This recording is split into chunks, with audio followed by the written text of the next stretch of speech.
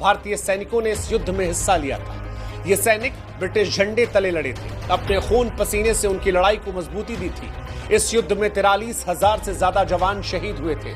उस समय देशवासियों के मन में एक उम्मीद जगी थी कि शायद युद्ध के बाद अंग्रेज भारत को आजादी दे देंगे, या कम से कम जो जुल्म भारत पर वो ढा रहे थे, भारतीयों पर ढा रहे थे, उन नीतियों में थोड़ी नरमी लाएंगे। लेकिन हिंदुस्तान की ये उम्मीदें धरी की धरी रह गई। उल्टा ब्रिटिश सरकार ने उस दौर में नए नए कानूनों के जरिए अपनी पकड़ को और ज्यादा सख्त कर दिया, जिससे लोगों का गुस्सा और ज्यादा बढ़ने लगा। उसे गुस्से के आग में घी डालने का काम उस वक्त किया था रॉलेट एक्ट ने।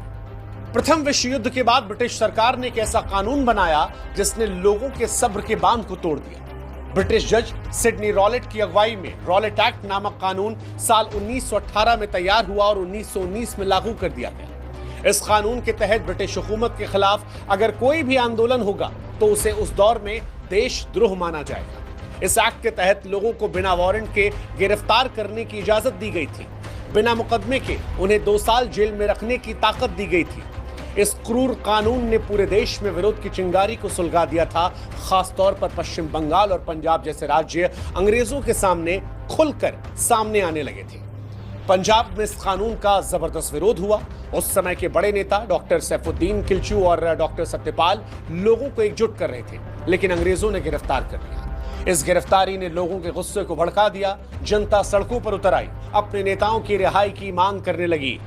लेकिन इसी बीच जब पंजाब में हालात बेकाबू होने लगे, तब ब्रिटिश सरकार ने मार्शल लॉ लागू कर दिया और फिर आया वो काला दिन। तारीख 13 अप्रैल साल 1919।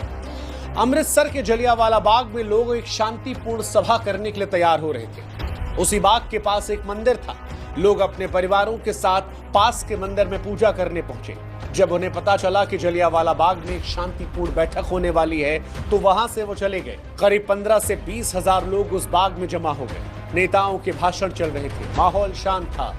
उसी समय ओडायर, जो पंजाब का लेफ्टिनेंट गवर्नर था, 12:40 पर ओडायर को उस जलियांवाला बाग की सूचना मिलती है कि बैठक होने वाली है। डायर ने गोरखा रेजिमेंट को भेजा, जिसका सेनापति था आर डायर।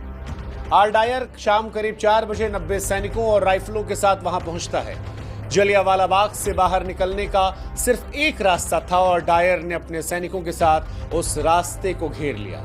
इसके बाद जो कुछ हुआ वो आज भी हिंदुस्तानियों की रूह कपकपा देता है। आज भी ब्रिटिश साम्राज्य को लेकर गुस्सा पैदा कर देता है, लहू को गर्म कर देता है और एक सवाल पूछता है कि इंसान को लेकर इतना